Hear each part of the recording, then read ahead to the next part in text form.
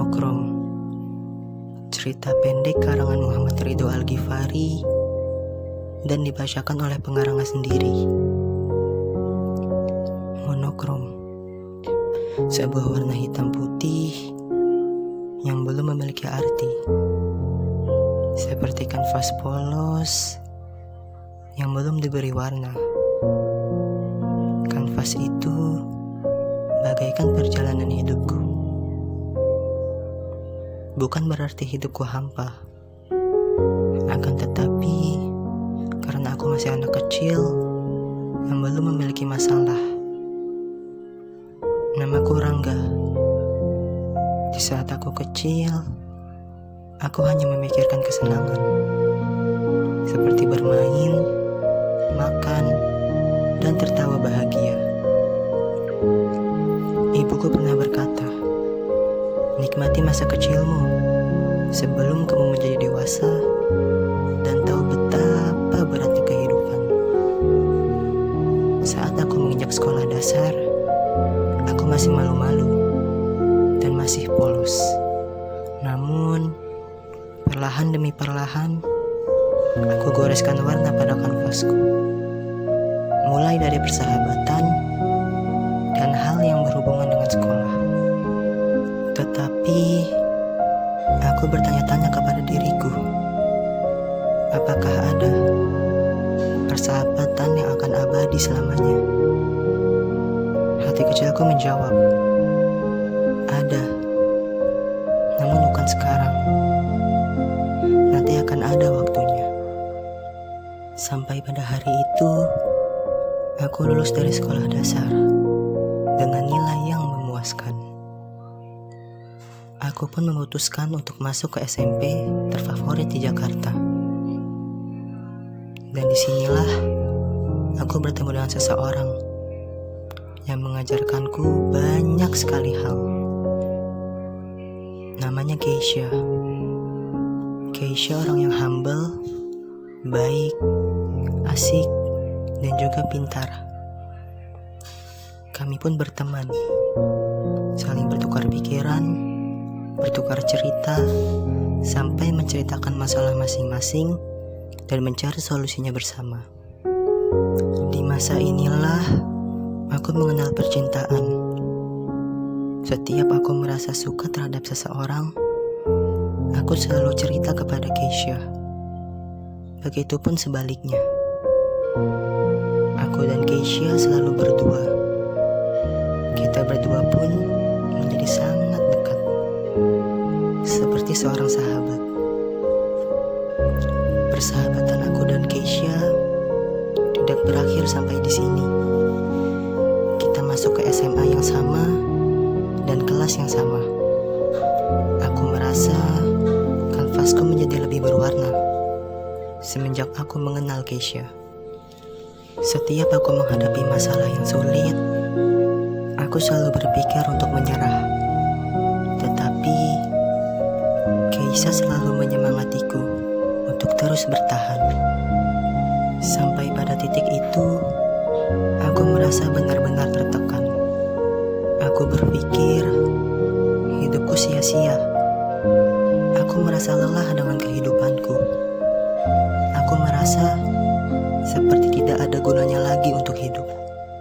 Namun, lagi-lagi Keisha memberiku semangat. Keisha berkata, ayo semangat. Kamu harus bisa bertahan. Kuatkan hatimu, kuatkan pundakmu, dan melangkahlah lebih jauh lagi. Akhirnya, aku kembali semangat lagi untuk menjalani hidupku.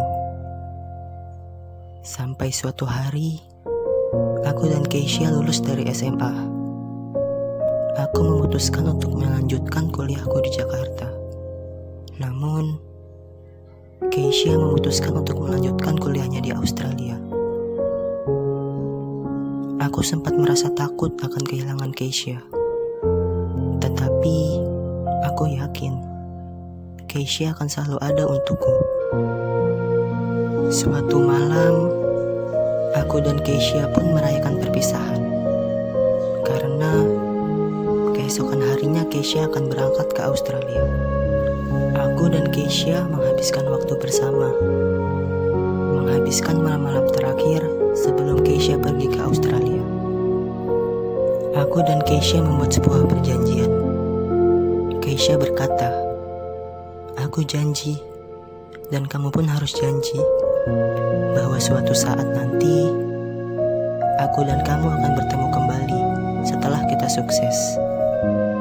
Aku berkata, "Iya, aku janji." Keesokan harinya, Keisha berangkat menuju Australia.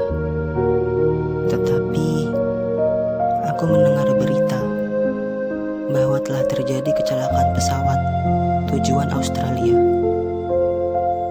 di mana salah satu penumpang pesawat tersebut adalah Keisha, sahabat dekatku.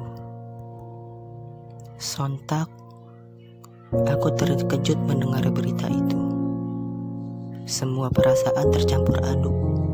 Sedih, kesal, kecewa, dan marah.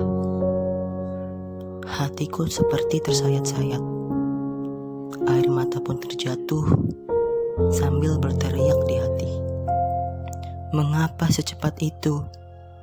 Mengapa orang yang selalu ada untukku kini pergi selamanya? Orang yang menjadi alasanku untuk semangat kini telah tiada.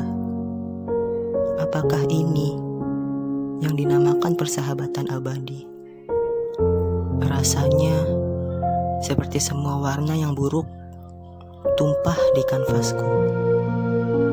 Aku tidak yakin apakah aku bisa menjalani hidup seperti biasa. Tetapi aku selalu ingat kata-kata Keisha, di mana aku harus tetap semangat menjalani hidupku. Aku menjalani hidupku dengan penuh semangat. Aku harus membuktikan bahwa aku bisa. Kepergian Keisha masih terbayang-bayang di pikiranku. Keisha bagaikan kuas untuk kanvasku yang membantu aku untuk menggoreskan warna. Pada akhirnya, aku mencapai titik kesuksesanku, di mana cita-cita yang aku impikan sejak dulu kini tercapai sebagai seorang arsitek. Semua ini tentunya berkat bantuan Keisha. Aku sangat berterima kasih pada Keisha. Tanpa Keisha, mungkin aku tidak akan pernah sampai pada titik ini. Titik di mana warna yang indah hadir di kanvasku. Doaku untuk Keisha tidak akan pernah putus. Lalu, aku bertanya pada hati kecilku, apakah warna yang buruk harus aku hapus? Hati kecilku menjawab, jangan. Biarkan warna itu menjadi saksi perjalanan hidupmu menuju kesuksesan. Saat ini, kanvasku penuh dengan warna, dengan berbagai cerita yang berbeda. Dan warna itu menjadi pengalaman dan kenangan yang berharga bagi hidupku. Setiap orang pasti mempunyai warna yang tidak indah di kanvasnya. Tetapi setiap orang punya cara sendiri untuk membuatnya lebih berarti.